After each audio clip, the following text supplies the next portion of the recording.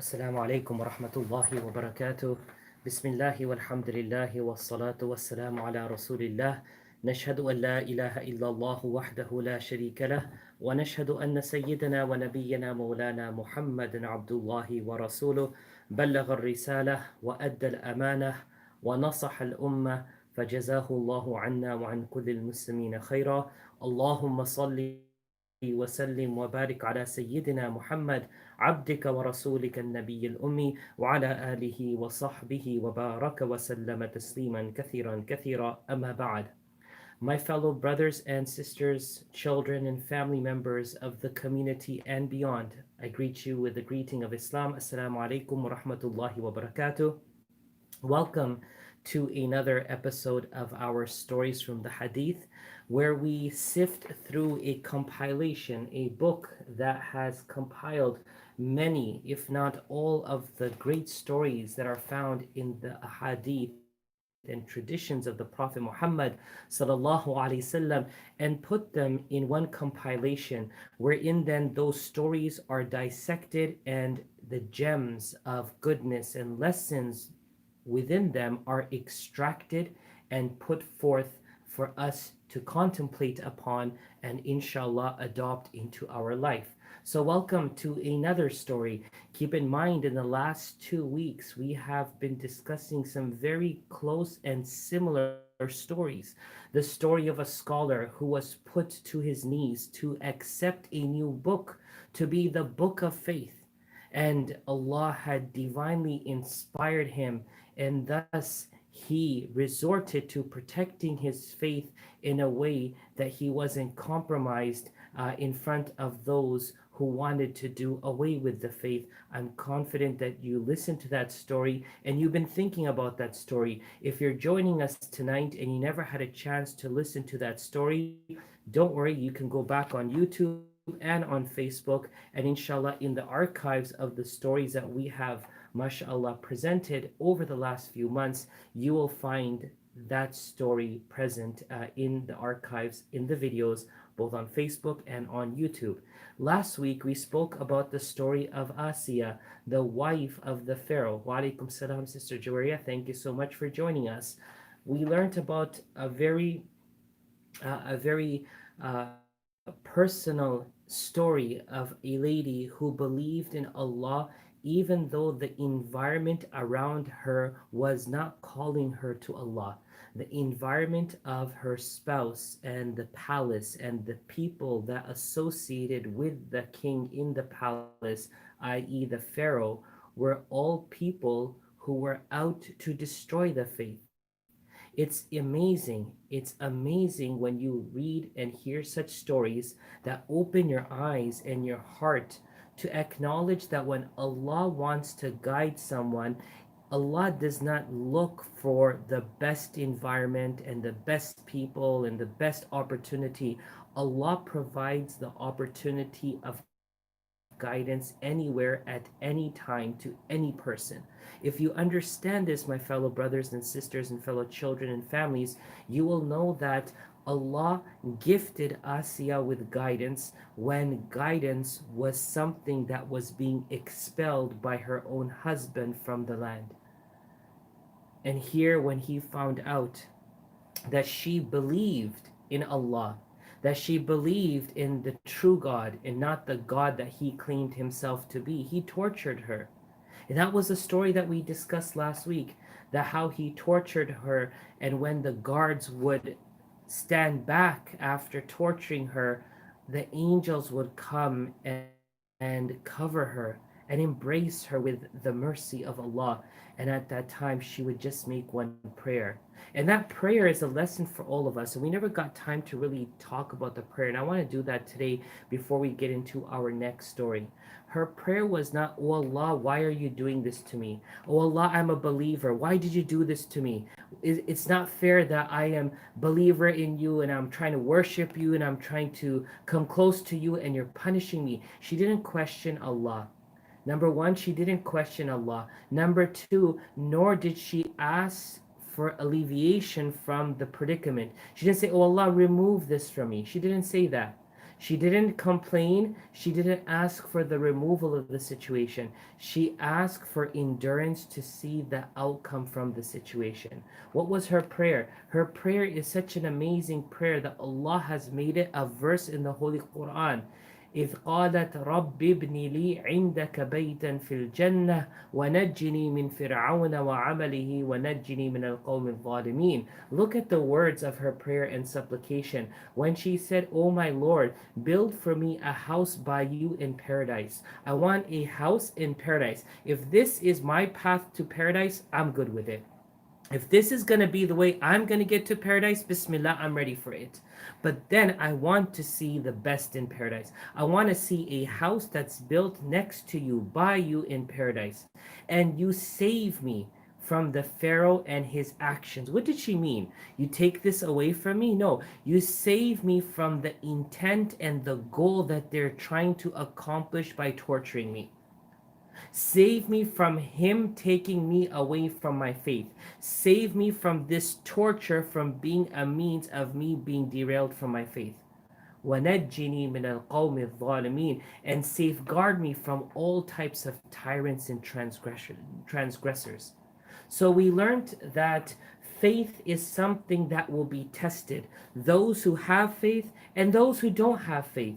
Those who have faith will be tested in the very fabric of what they believe, and those who don't have faith, no faith at all, will be tested with what they believe in outside of faith to see if it's durable and strong enough to withstand the tides of the time. Allah will test every human being. This, for us globally right now, is a test that was written from Allah subhanahu wa ta'ala. This test has come to pass, and this test will continue till when Allah wants it to be complete. This is Allah's test. So Allah will test anyone. Never should we feel that because I'm a Muslim, Allah is testing me. What is wrong with Allah? Why couldn't He find one of the non-believers to test? Allah is not here to pick and choose. Every human being on the face of this earth will be tested. Every human being will be tested. Allah wants to see what are you true to and who you are true to. So now in that, my dear brothers and sisters, if you understand the context of what I just presented in the last, subhanAllah, 7.5 minutes, I want us now to proceed into what we're talking about today. That when we as people of faith acknowledge Allah to be the Lord and acknowledge Muhammad sallallahu alaihi wasallam to be the final messenger, it's imperative that the faith on Allah and on His Rasul is something that we're constantly building upon. It's something that we're constantly nurturing, nourishing, building, growing, strengthening, and multiplying. That faith needs to multiply within us, in our bloodstream, in our bones, in our flesh, in our skin, in our body, in our soul. That faith needs to multiply.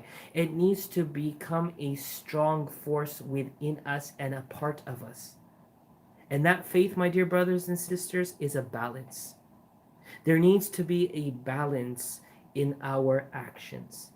That balance is acknowledging the duties of oneself, the duties of those who are around us, and the duty towards the Allah that has given us all these responsibilities.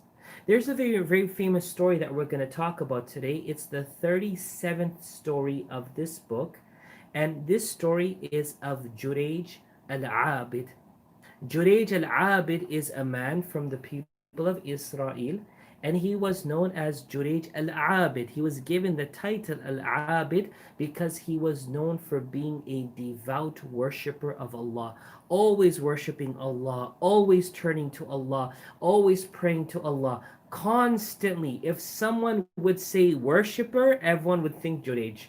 That was the connection. Just like someone says the best cook, for example, and someone comes to your mind, or they say the best scholar, and that something comes to your mind, or they say the best driver and something, whatever it may be. When people have a predetermined or predefined picture of someone, when they hear of a certain quality, in the time of Bani Israel, when they used to hear about a pious person or a worshiper, the name that would come on people's tongues was Juraj.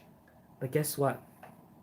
As he was devout to Allah and he was devoted to worshiping Allah, he was he fell short in his duty to his parents, namely his mother. And so for those of us, this story you might have heard, and I want to emphasize one point tonight on this story, and that is the point of being a religious person. Being a religious person doesn't mean that your exterior represents your faith. It doesn't mean your connection to Allah alone that represents your faith. Many people worship, mashallah. Many people fast, mashallah. Many people do pilgrimage and umrah, mashallah, tabarakallah. Beautiful, beautiful, beautiful. But the length of your beard, the size of your hijab, uh, the seniority of yourself in religion doesn't define your perfection.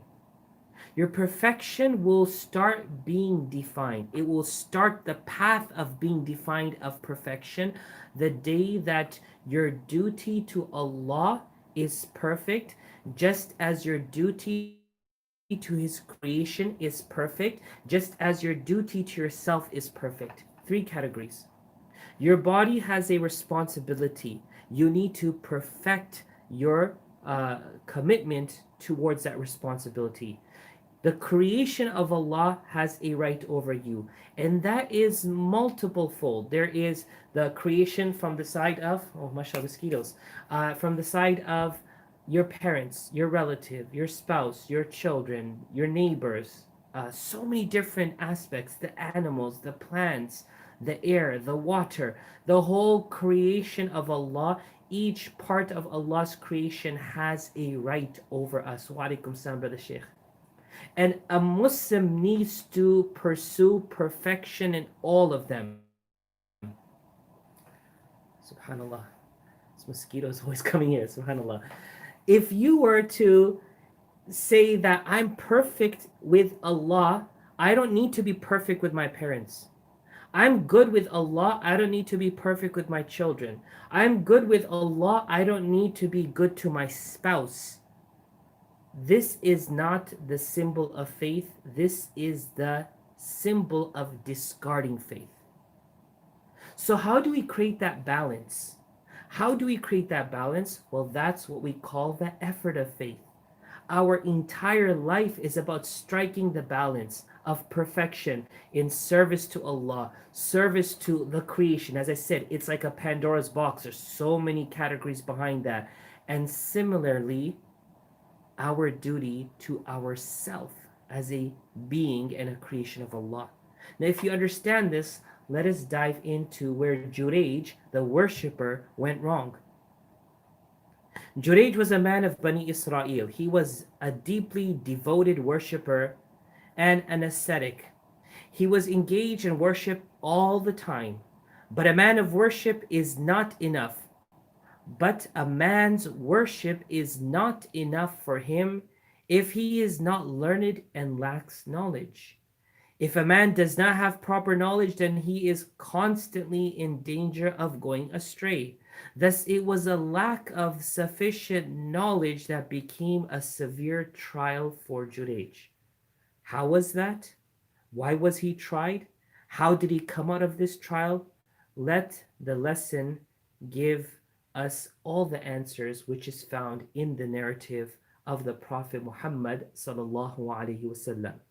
روى البخاري في صحيحه عن أبي هريرة رضي الله عنه عن النبي صلى الله عليه وسلم قال: لم يتكلم في المهد إلا ثلاثة: عيسى، وكان في بني إسرائيل رجل يقال له جريج، كان يصلي فجاءته أمه فدعته فقال: أجيبها أو أصلي؟ فقالت: اللهم لا تميته حتى تريه وجوه المؤنسات. وكان جريج في صومعته فتعرضت له امرأة فكلمته فأبى، فأتت راعيا فأمكنته في نفسها فولدت غلاما، فقالت: من جريج. فأتوه فكسروه سومعته وأنزلوه وصبوه فتوضأ وصلى، ثم أتى الغلام فقال: من أبوك يا غلام؟ قال الراعي: قالوا: نبني صومعتك من ذهب. قال: لا إلا من طين. رواه البخاري. I wanted to read this narration in Arabic also because, of course, the way that the Prophet ﷺ conveyed it to us, why not hear those words first? Now to the translation of this. The Prophet Muhammad ﷺ is telling us about this person.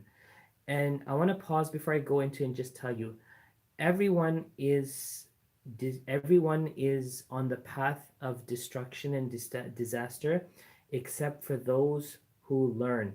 And those who are learned, are on the path of destruction except for those who practice. And all those who are practicing are on the path of destruction except for al-mukhlisun, the sincere. وَالْمُخْلِصُونَ فِي خَطَرٍ عَظِيمٍ, and the sincere are always in the gravest danger. And so Jurayj was a great worshipper. And as the author has said in the introduction, he lacked knowledge. That knowledge meant the understanding of his commitment to others as he was committed to Allah subhanahu wa ta'ala. Wa alaikum salam, Noor. Thank you so much for joining us. Imam Bukhari records in his Sahih on the authority of Abu Hurairah radiallahu ta'ala anhu that the Prophet Muhammad sallallahu alayhi wasallam said, no one spoke in infancy except for three. Number one is Isa, the son of Maryam. And the second, now the Prophet ﷺ speaking about the second, of course, you and I know about Isa ibn Maryam. He spoke when his mother, Maryam alayhi salam, gave birth to this child. She asked Allah, what am I going to do?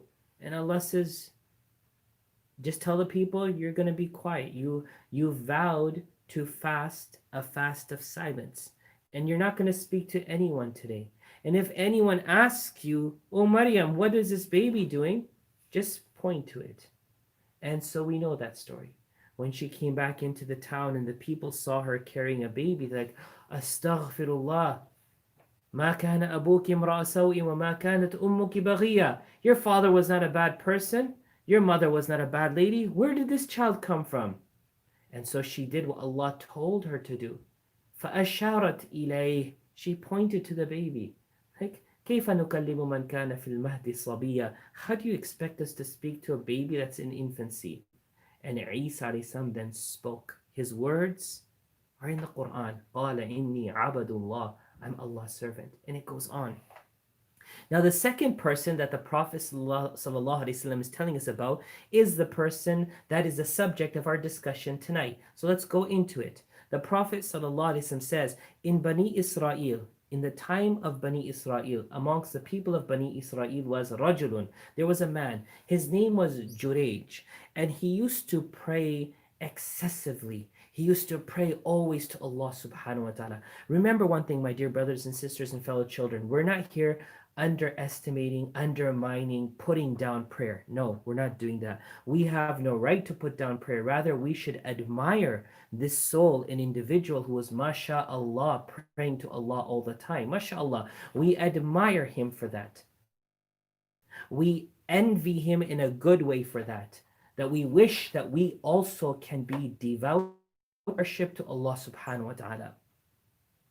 But he used to pray so much that in his balance, we talked about the balance, Allah, creation, and self, he wasn't giving the due time to himself, nor was he giving the due time to the creation. And so his mom would come around and he would be in his little hut that he had made exclusively for him to retreat, for him to learn, and for him to pray and whatever else. So his mom would come and say, "Oh Jurej, oh Jurej." And he would then say to him in his prayer, he would be praying and he'd stop, say, "Should I continue my prayer or should I respond to my mom?" But see, this is where the knowledge was lacking that the author is saying. He forgot that his mom also has a right. This wasn't once. This happened at least 3 times, as we learned from the hadith. Mom would come and say, "Oh Jurej, like, I need your help," or "I need to talk to you," whatever it was. And he would pause his prayer, contemplate, and say, "You know what? I'm just going to go ahead and continue my prayer." And so the mother was grief stricken. She was hurt that her son, who she knew was worshiping Allah, never responded to her. Now we can also understand this. If he didn't respond to her that moment, he should have gone and met her once he finished the prayer. But you see, this is what happens. Sometimes we use the religion and religious actions and prescriptions as an excuse to run away from our other duties. And we then start building this thought that I'll serve Allah and it will suffice from me being a good father, a good husband, a good wife, a good mother. It will suffice. A good son, a good daughter. I don't have to do that. I'll just pray to Allah and everything will work out. Wa alaikum salam, Sister Samira. Thank you for joining us. And so that's exactly where he went wrong. That's why in Islam, and I want to pause on this story just to make this point clear. If you are praying and your elder, your mother, your father, someone calls you, if it is a optional prayer, if it is an optional prayer, subhanAllah, this mosquito doesn't want to leave today. If it's an optional prayer, break the prayer. If it's an optional prayer, break the prayer and go and tend to them. Now, you know your parent, you know your children. If it's a scream, a dire scream, or something urgent, you'll hear it in their voice. Break your prayer and go. Islam permits that. If you're in a mandatory, compulsory prayer, if it's like the farad of Fajr, Dhuhr, Asr, Maghrib, Isha, what you do then is quickly finish your prayer and go and tend to them. But again, if you know from their tone of voice that there's something urgent and the prayer time still exists, it's not like there's 2 minutes left till Maghrib. There's still like another half an hour for Maghrib. So break your prayer and go find out what's happening. So Islam, in our fiqh, in our jurisprudence, in our law, clarified this matter because it's a severe matter. It teaches us that even when we're committed to one of the two things, we're committed to the duty towards Allah, we need to ensure where we can bridge into the duty of the creation if push comes to shove. And so this story is being told to us for a very specific reason. Wa alaikum salam, Sister Farah. It's being told to us for a very specific reason. Jurej should have responded because he wasn't praying compulsory prayers. He was praying nawafil. He was praying optional prayers. Not only did he not break his prayer and tend to his mom, he never even went to tend to her after everything was said and done. And so, of course, a mother's dua and prayer is so important, my fellow Muslims. And a mother's curse is also very destructive. Remember, sometimes parents may be saying things in anger. Allah subhanahu wa ta'ala does not take all of those things and throw it on us. But if we earn those curses, and I'll just say that word again, if we earn those curses, then we've dug our own grave. We've dug our own grave. Don't earn the curse. We all make our mistakes. But a curse comes when you're persistently doing against what's being asked of you. When what's being asked of you within the confinements of Sharia and Islam is right. It's not something big or something something which is as astronomical in proportion. It's simple stuff is being asked. Your mom is calling you. Respect her and respond to her. And so she cursed him. She cursed him and she said, "Oh Allah, don't let him die until he sees the face." This mosquito is bothering me. Don't let him die until he sees the face of a prostitute. And that was her words, and she said it very severely out of pain. She was in a lot of pain that her son never responded to her. My dear brothers and sisters, I want to say this. People today are using the religion to neglect their duties towards those who Allah has mandated upon us to serve. Your parents, your spouse, your children, your neighbors. It's mandated in Islam to serve these people in these categories. How could one not serve these people when Allah has made our Jannah around these people? Yes, you have to pray to Allah. Don't take me wrong. You have to pray. But you don't use prayer as an excuse to neglect or to harm all the other duties that are on you. Faith is about pursuing perfection in your connection with Allah, your connection with the creation, your connection with yourself. And so the Prophet ﷺ says that one day Jurayj was in his hut praying as usual, and the people of the town saw this woman who was known in the town with a child. And so they asked her, "Whose child is that?" She said, "This is Jurayj's child." And subhanAllah, immediately people became fierce and angry. How could this man says he worships God all the time and he's a father of this child without marriage? Astaghfirullah. Again, there's a discussion on this point how we like to put down anyone who's known to be religious because we want to find a flaw that proves that they're not religious, when in actuality we all are supposed to be religious and we all have flaws to remove in order for us to be, inshallah, better in our religion. We shouldn't always be pointing fingers at others and saying that I don't need to be religious when that person's not religious enough. That person's going in their own grave. You're going in your own grave. So please, let's be real when it comes to religion. Everyone has their faults. Everyone has their weaknesses. Everyone has their shortcomings. So don't try to smear the religion because of individuals. Look at the religion. The religion is perfect. And so that mentality existed with Bani Israel.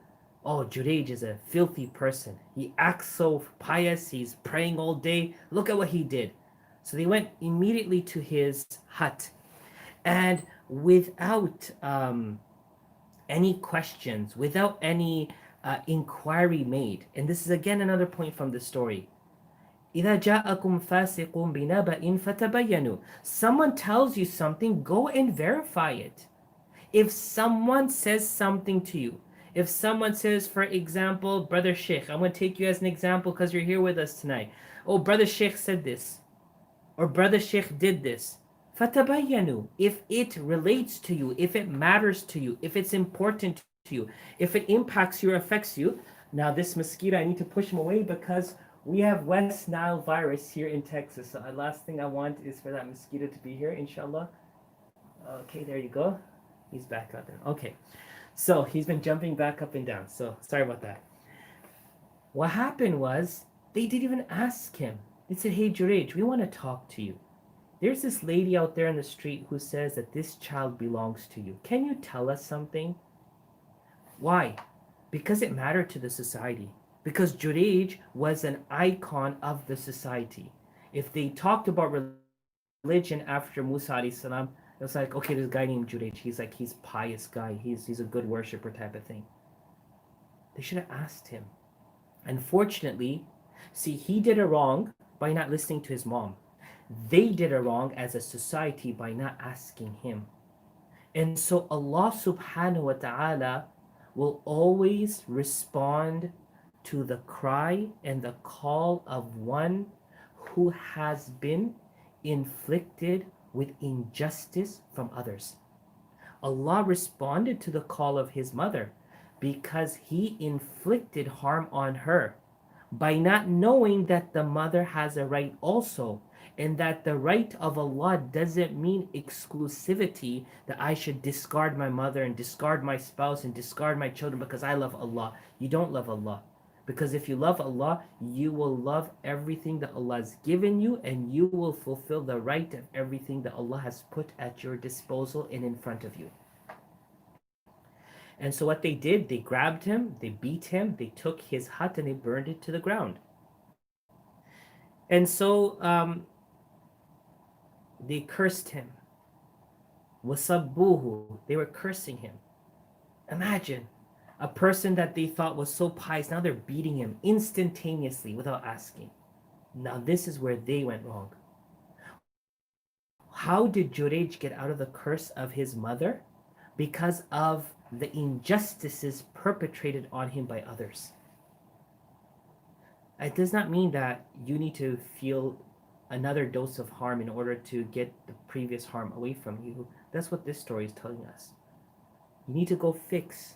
If our mom is unhappy with us, go fix it. If your dad is unhappy with you, go fix it. If your spouse and you have issues, go fix it. If your children and you or your parents and you have issues, go fix it.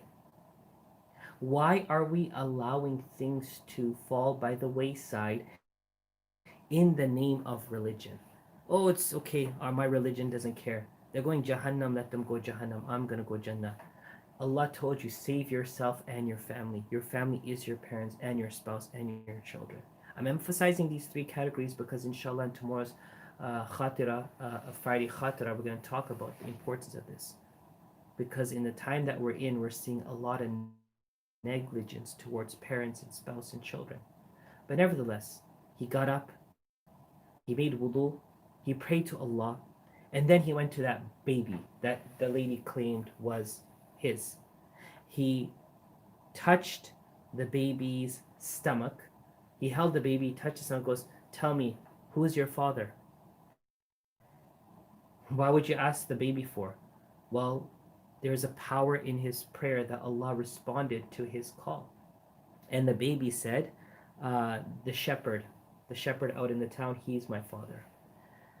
So the people were shocked. We just saw a miracle. A child spoke. Yeah, the child spoke because you perpetrated injustice on this guy and you accused him without any knowledge. The biggest downfall of our ummah today is everyone is jumping off of what a person says or what people say. I heard this, it's true. How do you know it's true? I always say this. There's this person's story, there's that person's story, and then there's the story. I hope you understand it.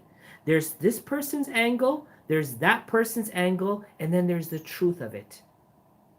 When the Prophet ﷺ tells us to listen to all sides and all parties before making a judgment or passing a judgment or making a claim or coming to a conclusion, this is where they failed the community. And that's why Allah then helped him. And so the baby spoke. Now they were like, oh my God, we're so sorry. Jurayj, please forgive us. We're going to build you a hut made of gold. You see, when people know that they're wrong and they're proven wrong, now they want to make it up.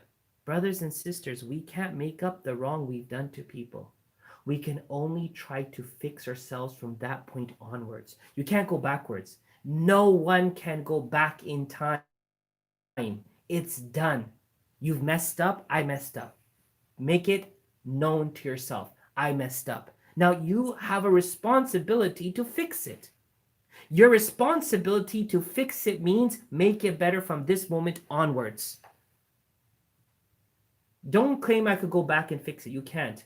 Fix it means from this moment onwards, I'm going to have to do better. So they said, we're going to go back and make it into a gold hut for you. He said, I don't want gold hut. Make it back with dirt. قَالَ لَا إِلَّا مِنْ طِينٍ. No, I don't want it with gold. Make it with mud. So what have we learned from this story today, my dear brothers and sisters? A lot. There are so many different angles of this story that alhamdulillah, thumma alhamdulillah, we were able to cover from the fiqhi Islamic perspective of prayer and the rights of others. We've talked about where Juraj was deficient in the right of his mother when he was trying to pursue perfection with Allah. We learned that we need to pursue perfection with Allah, the creation, and ourselves to be good believers. We learned about what a curse can do to a person. We learned that you do not jump on the bandwagon of accusation until or unless if the matter is of personal is personal to you, that you figure out what the truth of the matter truly is. And we learned that when you pray to Allah, Allah solves your problems. Juraj prayed to Allah, Allah solved his problem. So we can't look at Juraj in a negative light, and we can't look at him in the most positive light. We look at him in the human light. We're all humans. And until we don't take personal responsibility and hold ourselves personally accountable in our religion, we're only going to continue to fail miserably. The Ummah needs to now stop pointing fingers and start pointing their hands and their fingers to themselves. Point it to ourselves. May the story of Juraj, the curse of his mother, the tyranny of his people, and the solution from Allah on this blessed Friday Eve as we are beginning to enter into Jumu'ah, may Allah allow it to serve as a lesson for myself and for all of us. Ameen. May Allah subhanahu wa ta'ala guide us towards the complete faith, not the part of faith. Ameen. May Allah allow us to pursue perfection in relation to Himself, in relation to His creation, and in relation to our duty towards this trust ourselves. Ameen ya Rabbil Alameen. Jazakumullah khairan to all of you for constantly joining and mashallah listening and staying with us. May Allah subhanahu wa ta'ala make our coming together a blessing, and may Allah subhanahu wa ta'ala make our departure from each other virtually a means of our forgiveness and emancipation from the hellfire. Ameen ya Rabbil Alameen. Take care, everyone, and inshallah, we look forward to seeing you all soon. Wa iyyakum, Sister Shamima, and we'll see you all soon. Take care. Assalamu alaikum wa rahmatullahi wa barakatuh.